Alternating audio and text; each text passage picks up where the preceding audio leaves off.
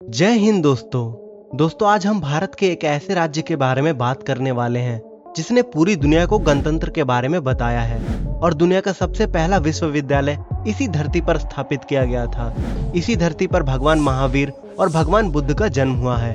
यह भारत का वह राज्य है जिसने दुनिया को शून्य से परिचित करवाया। भारत में सबसे ज्यादा IAS और बैंक के PO इसी राज्य के होते हैं और भारत के सबसे पहले राष्ट्रपति डॉक्टर राजेंद्र प्रसाद भी इसी राज्य से थे। जी हाँ दोस्तों, आज हम बात कर रहे हैं अपने बिहार के बारे में। दोस्तों, बिहार भारत के पूर्वी भाग में स्थित एक प्रसिद्ध कृषि प्रधान राज्य है। बिहार कर्म भूमि है भगवान बुद्ध और भगवान महावीर की, जिन्होंने दुनिया को अहिंसा का पाठ पढ़ाया। यह भूमि है बिहार की जहाँ बौद्ध और जैन धर्म ने जन्म लिया। यह जन्मभूमि है सीता माता की। यह धरती है अजातशत्रु और सम्राट अशोक की, जिसका मगध साम्राज्य भारत में फैला था, जिसके स्तंभ के लिए लिया गया चित्र हमारे देश का राष्ट्रीय चिन्ह है। यह भूमि है चाणक्य की, जिन्होंने दुनिया को राजनीति व कूटनीति का पाठ पढ़ाया। शल्य चिकित्सा के जनक सुश्रुत बिहार के ही रहने वाले थे, जिन्होंने विश्व को सर्जरी का ज्ञान दिया। यह धरती है महान गणितज्ञ आर्यभट्ट की, जिन्होंने दुनिया को शून्य का ज्ञान दिया। यह कालिदास, पणिनि और पवित्र ग्रंथ रामायण के रचयिता वाल्मीकि जी की भूमि है। यह जन्मभूमि है सिखों के 10वें और अंतिम गुरु गोविंद सिंह जी महाराज की, जिन्होंने मुगलों के सामने कभी घुटने नहीं टेके। बिहार वह पावन भूमि है जहां वीर कुंवर सिंह और देश के प्रथम राष्ट्रपति राजेंद्र प्रसाद ने जन्म लिया। यह भूमि है बिहार की, जहां से महात्मा गांधी ने स्वतंत्रता आंदोलन की शुरुआत की थी। और दोस्तों, बिहार का इतिहास बड़ा ही गौरवशाली रहा है। यहाँ के राजा सम्राट अशोक के समय मगध साम्राज्य पूरे भारतवर्ष में विस्तारित था। यहाँ का प्रसिद्ध नालंदा विश्वविद्यालय पूरे विश्व में प्रसिद्ध था। इस विश्वविद्यालय में दुनिया भर के छात्र पढ़ने आया करते थे। दुनिया को प्रजातंत्र अर्थात डेमोक्रेसी का पहला पाठ पढ़ाने वाला बिहार ही था। बिहार के वैशाली में सबसे पहले प्रजातंत्र की स्थापना मानी जाती है। बिहार में कारखानों का अभाव है तथा यहाँ के लोगों की आय का मुख्य स्रोत खेती ही है। बिहार के लोग बहुत ही मेहनती होते हैं तथा अपनी कड़ी मेहनत के बल पर हर क्षेत्र में आगे रहते हैं। यही नहीं, बिहार के लोग पढ़ाई में भी आगे रहते हैं और कड़ी मेहनत के द्वारा सिविल सेवा सहित अन्य परीक्षाओं में भी हमेशा अव्वल आते हैं। यहाँ के लोग अपने आजीविका के लिए भारी संख्या में बिहार से बाहर दूसरे राज्यों में जाते हैं। तो आइए दोस्तों, इस वीडियो में आज हम जानते हैं बिहार के बारे में। तो बने रहे वीडियो के अंत तक और स्वागत है आप सभी का हमारे चैनल इंडीपीडिया में। यदि आपने अभी तक हमारे इस चैनल को सब्सक्राइब नहीं किया तो अवश्य कर ले, ताकि आप भारत और उनके राज्यों को और भी अच्छे से जान सकें। तो बिना किसी देरी किए आइए बिहार को और अच्छे से जानते हैं। तो शुरुआत करते हैं सबसे पहले उसके इतिहास के बारे में। प्राचीन काल से लेकर आधुनिक काल तक बिहार का इतिहास बड़ा ही गौरवशाली रहा है। बिहार के अर्थ की बात करें तो बिहार शब्द संस्कृत और पाली भाषा के विहार शब्द से निकला है, जिसका अर्थ होता है विचरण करने अर्थात विहार करने की जगह। यह स्थान बौद्ध के रहने का स्थान था। बिहार का इतिहास इसी बात का साक्षी है कि यहाँ सम्राट अशोक से लेकर चंद्रगुप्त मौर्य ने शासन किया। बिहार वह राज्य है जिसने दुनिया को सबसे पहले प्रजातंत्र की सीख दी। मौर्य और गुप्त वंश के शासन के दौरान यह क्षेत्र मगध के नाम से जाना जाता था। लगभग पूरे भारत में फैली मगध साम्राज्य की राजधानी पाटलिपुत्र आधुनिक पटना हुआ करती थी। कालांतर में इस प्रदेश पर मुगल और शेरशाह सूरी का राज्य रहा। बाद में जाकर यहाँ अंग्रेजों ने शासन किया। सन 1912 में अंग्रेजों ने इसे बंगाल प्रेसिडेंसी से अलग कर दिया। बाद में इसी राज्य से उड़ीसा और झारखंड अलग राज्य बने। बिहार पहले अंग्रेजों के समय में बंगाल प्रेसिडेंसी का हिस्सा था। 22 मार्च 1912 को इसे बंगाल प्रेसिडेंसी से अलग कर दिया गया। चूँकि 22 मार्च को बिहार एक अलग राज्य के रूप में अस्तित्व में आया, इसी कारण से हर वर्ष 22 मार्च को बिहार दिवस के रूप में मनाया जाता है। इस तथ्य के आधार पर कहा जा सकता है कि बिहार राज्य 1912 में ही बना था। दोस्तों, पटना बिहार की राजधानी है, जिसका पुराना नाम पाटलिपुत्र था। यहीं से सम्राट अशोक ने पूरे भारत पर राज्य किया था। प्राचीन काल में इसका एक और नाम कुसुमपुर भी था। उस वक्त के गौरवशाली इतिहास के अवशेष आज भी इस शहर में मौजूद हैं। बिहार की राजधानी पटना आजादी के बाद 1947 में बना। शेरशाह सूरी ने मुगल सम्राट हुमायूं को पराजित करने के बाद आधुनिक पटना शहर की स्थापना की थी। पटना के दर्शनीय स्थल में पटना का गोलघर, पटना का म्यूजियम, प्राचीन पाटलिपुत्र के अवशेष आदि प्रसिद्ध है। साथ ही गुरु गोविंद सिंह जी महाराज के जन्मस्थल पटना साहिब, बड़ी पाटन देवी मंदिर, पटना का हनुमान मंदिर और संजय गांधी जैविक उद्यान आदि भी प्रसिद्ध है।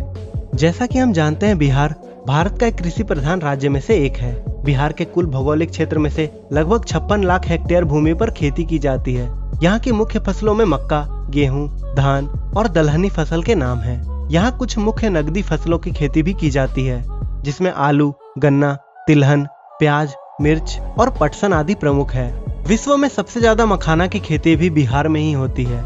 यहाँ कारखानों के अभाव के कारण बड़ी संख्या में लोग रोजी रोटी की खोज में दूसरे राज्यों में जाते हैं। इस प्रकार देखा जाए तो बिहार की अर्थव्यवस्था मुख्य रूप से खेती पर निर्भर है। बिहार की खान पान की बात करें तो यहाँ का प्रसिद्ध व्यंजन लिट्टी चोखा प्रसिद्ध है। बिहार कला क्षेत्र में भी बहुत आगे है। मधुबनी चित्रकला बिहार के दरभंगा, पूर्णिया, मुजफ्फरपुर, मधुबनी एवं नेपाल के कुछ क्षेत्रों की प्रमुख चित्रकला है। प्रारंभ में रंगोली के रूप में रहने के बाद यह कला धीरे धीरे आधुनिक रूप में कपड़ों, दीवारों और कागज पर उतर आई है।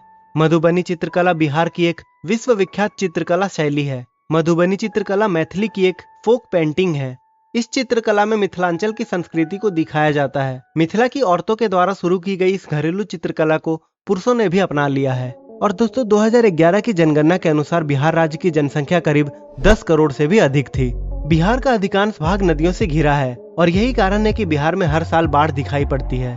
और दोस्तों बिहार में अनेकों नदियां बहती हैं, जिसमें गंगा, कोसी, सोन, कर्मनासा आदि प्रमुख है। लेकिन बिहार में बहने वाली कोसी नदी को बिहार का शोक कहा जाता है, क्योंकि हर साल कोसी नदी के बाढ़ से अपार धन जन की क्षति होती है।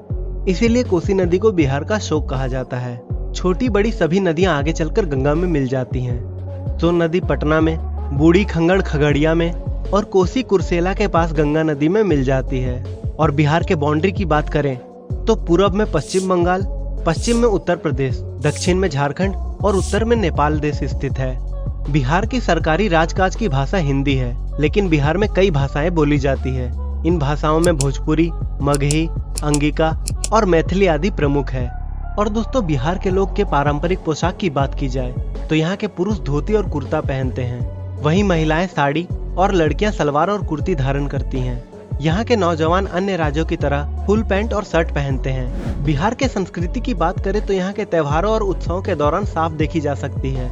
यहाँ सबसे बड़ी आबादी हिंदू की है, उसके बाद मुस्लिम और अन्य धर्मों के लोग आते हैं। यहाँ सभी धर्मों के लोग अपने अपने त्योहारों को बड़ी हर्षोल्लास के साथ मनाते हैं। सभी एक दूसरे के त्योहार में बढ़ चढ़कर साथ देते हैं। बिहार के प्रमुख त्योहार में छठ पूजा, मकर संक्रांति, होली, दीपावली, दशहरा, ईद, रमजान आदि नाम प्रसिद्ध हैं। लेकिन छठ पूजा बिहार की पहचान है। छठ पूजा बिहार में बहुत ही प्रसिद्ध है, जिसमें भगवान सूर्य की उपासना की जाती है। हिंदू मान्यताओं के मुताबिक कथा प्रचलित है कि छठ पर्व की शुरुआत महाभारत काल से हुई थी। इस पर्व को सबसे पहले सूर्यपुत्र कर्ण ने सूर्य की पूजा करके शुरू किया था। कहा जाता है कि कर्ण भगवान सूर्य के परम भक्त थे। वो रोज घंटों तक पानी में खड़े होकर उन्हें अर्घ देते थे। सूर्य की कृपा से ही वो महान योद्धा बने। आज भी छठ पूजा में अर्घ दान की यही परंपरा प्रचलित है। और दोस्तों बिहार के टूरिस्ट प्लेसेस की बात की जाए तो आप बिहार में बहुत सी जगह को एक्सप्लोर कर सकते हैं, जिनमें आप नालंदा विश्वविद्यालय, भागलपुर, सीतामढ़ी, पावापुरी, बोध गया, हाजीपुर, वाल्मीकि राष्ट्रीय उद्यान, नौलखा पैलेस, जहानाबाद की गुफाएं, पटना संग्रहालय, महावीर मंदिर, वैशाली, मधुबनी, मुजफ्फरपुर, राजगीर, थाई मठ, गिद्ध चोटी, केसरिया स्तूप, शेरशाह सूरी का मकबरा आदि प्रसिद्ध है। अगर आप बिहार घूमने के लिए जाना चाहते हैं तो आपको बता दें कि बिहार में घूमने का सबसे अच्छा समय नवंबर से अप्रैल तक का है, क्योंकि इस समय बिहार का मौसम सुहावना सा बना रहता है, जिसमें दूर दूर से पर्यटक घूमने के लिए आते रहते हैं। बिहार में गर्मियों में घूमने के लिए जाना इतना अच्छा नहीं है, क्योंकि गर्मियों में ज्यादा गर्मी रहने की वजह से घूमने का मन नहीं करता है। इसलिए बिहार घूमने के लिए सर्दी का मौसम सबसे अच्छा रहता है। तो दोस्तों आपको यह वीडियो कैसी लगी हमें कमेंट सेक्शन में जरूर बताएं। अगर पसंद आई हो तो इसे एक लाइक करें और हमारे इंडीपीडिया चैनल को जरूर सब्सक्राइब करें। अगर आप बिहार के बारे में और कुछ जानते हैं तो हमें कमेंट सेक्शन में जरूर बताएं। तो दोस्तों आज के लिए इतना ही। जल्द ही मिलेंगे एक और नई वीडियो के साथ, नए राज्य की जानकारी लेके। जय हिंद।